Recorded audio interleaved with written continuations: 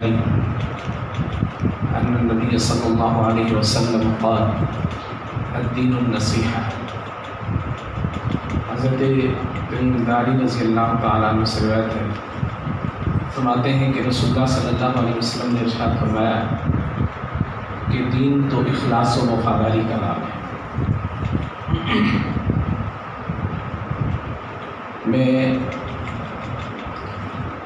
اپنی گزارشات سے پہلے سب سے پہلے مدرسہ کی جتنی انتظامیہ ہے، بالخصوص برادر محترم مولانا ظفر اقبال صاحب، استاد محترم خورشید صاحب،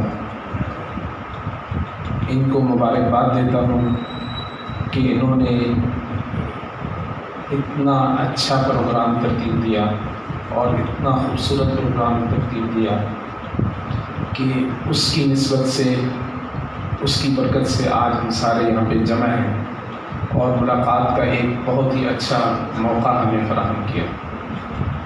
پھر اس کے بعد آپ سب حضرات کا مشکور ہوں کہ آپ تشریف لائیں۔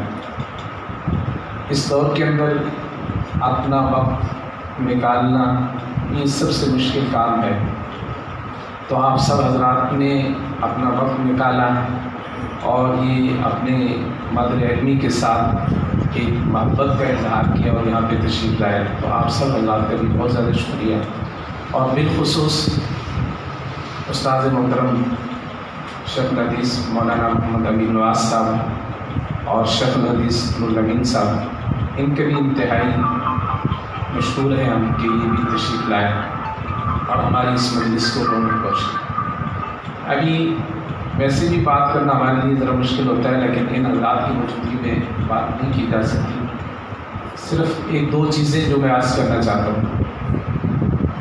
اللہ کے رسول صلی اللہ علیہ وسلم نے اپنے اس دین کا جو خلاصہ بیان فرمایا ہے، بہت ساری خاصیتیں ہیں، لیکن ایک خلاصہ یا ایک ایسی خاصیت جو اس کے پورے دین کے لیے بڑی اہمیت کی حامل ہے، وہ نصیحہ یعنی اخلاص اور وفاداری۔ یہ اخلاص و وفاداری جہاں اللہ کے ساتھ ہے، اللہ کی معرفت ہو، اللہ کے ساتھ انسان شریک نہ ٹھہرائے، اللہ کی کتاب کے ساتھ ہو کہ اللہ کی کتاب کو انسان منزل من اللہ سمجھے اور اس کتاب کو سیکھے سمجھے، اس کی تعلیم کو عام کرے، اس روشنی کو عام کرے اللہ کے رسول صلی اللہ علیہ وسلم کے ساتھ۔ اس کے ساتھ ساتھ جو ائمۃ المسلمین ہیں، جو مسلم رہنما ہیں، پیشوا ہیں، ان کے ساتھ بھی اخلاص، اور ان کے اندر انسان کے اپنے اساتذہ بھی آتے ہیں، اپنے یہ مادر علمی بھی آتی ہیں، یہ ساری چیزیں۔ تو دین اخلاص کا نام ہے، تو ہمیں اخلاص کے ساتھ جہاں اللہ کے رسول، اللہ کی کتاب کے ساتھ وابستہ رہے، وہاں ہمیں اپنے اداروں کے ساتھ ایک ہی ہو سکتا ہے کہ ہم اپنی سستی کوتاہی کی وجہ سے رابطہ کم رکھ سکیں یا وہاں پہ حاضری نہ دے سکیں، اس کے اندر شاید ممکن ہے کہ گنجائش ہو، لیکن پھر اس کے بعد جیسے کہ برادر محترم حافظ محمد ابو صاحب نے حدیث مبارکہ پیش کی کہ اس کے ساتھ ایک درجہ یہ رکھا گیا علم سیکھنے سکھانے کے ساتھ کہ محب بن، کہ آپ محب بنیں۔ اور اگر ایک چیز سے تنبیہ بھی کی گئی کہ فلا تکن رابعا یا خامسا، اگر چار چیزیں فرمائی گئیں تو فرمایا کہ آپ پانچویں درجے کے اندر نہ چلے جائیں کہ آپ یعنی آپ خود علم حاصل بھی نہیں کر رہے، عالم بھی نہیں ہیں آپ، اور محب کا درجہ بھی نہیں ہے، اور پھر آپ خدا نہ خواستہ کوئی مخالفت، کوئی بغض، تو اس سے تنبیہ کی گئی ہے۔ تو ہمیں یہ ہمارا جو ادارہ ہے اس کے ساتھ ہم زیادہ رابطہ رکھ سکیں یا نہ رکھ سکیں، لیکن کم از کم ایک اخلاص کا، خلوص کا، محبت کا ایک یہ رشتہ ہمارا قائم رہنا چاہیے۔ اور اللہ رب العزت نے قرآن مجید کے اندر ایک موقع پہ ارشاد فرمایا وَلِكُلِّ وِجْهَةٌ هُوَ مُوَلِّيهَا فَاسْتَبِقُوا الْخَيْرَاتِ۔ ہر ایک آدمی نے اپنی ایک جہت، اپنی ایک ڈائریکشن مقرر کر رکھی ہے۔ ویسے تو یہ تحویل قبلہ کے سلسلہ میں ہے، قبلہ کے سلسلہ میں، لیکن اس کا ایک مفہوم عام یہ اخذ کیا جا سکتا ہے کہ ہر ایک آدمی نے اپنی ایک ڈائریکشن رکھی ہوئی ہے، کوئی دنیا دار ہے، اس نے اپنی تجارت کی ڈائریکشن رکھی ہوئی ہے کہ میں نے اپنا تجارت کا یہ ٹارگیٹ حاصل کرنا ہے. کچھ لوگ ہیں یعنی انہوں نے اپنے مدارس کہ ہم نے اس طرح اپنے مدرسے کو قائم کرنا ہے. تو ہماری جو ڈائریکشن ہے، ہماری جو جہت ہے کہ اچھے لوگ تیار ہوں، اچھے انداز کے ساتھ، معتدل انداز کے ساتھ اللہ کے دین کو، اللہ کے دین کے کام کو، اللہ کی کتاب کو آگے بڑھا سکیں، اس روشنی کو عام کر سکیں.